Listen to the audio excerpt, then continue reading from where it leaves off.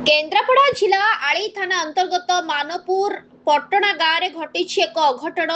गाँवर सुकांत परिडांकर कूଅ सफा करने आज सकाळे जड़े श्रमिक आसी प्रथमे जड़े श्रमिक कूଅ सफा करने भीतर को प्रवेश करिसेंती। किछि समय पर से अचेत होई पड़िथिले।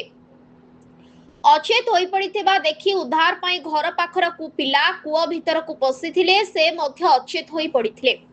श्रमिक भीतर को उद्धार पाई जाइथिले। जणकू से उद्धार करने समय से मध्य अचेत होई पड़िथिले। पाटी तुंड शुणी ग्रामवासी माने एकाठी होई जड़े गुरुतर को उद्धार करथिले एवं गुरुतर झड़क हेउछंती। परे अग्निशम कर्मचारी घटनास्थल में पहुंची जणक उद्धार करने सहित आली गोष्ठी स्वास्थ्य केन्द्र में भर्ती करथिले। डाक्तर तांको मृत घोषणा करथिले। अन्य जणे गुरुतर अवस्था केन्द्रापड़ा जिला मुख्य चिकित्सालय में भर्ती होइछंती। मृतक झड़क हेउछंती देमाल गाँवर परक्षित सिंह, बयस 55 वर्ष। केन्द्रापड़ारू स्वतंत्र जिला प्रतिनिधि अनिरुद्ध सेठी रिपोर्ट, ओडिशा पत्रकार न्यूज।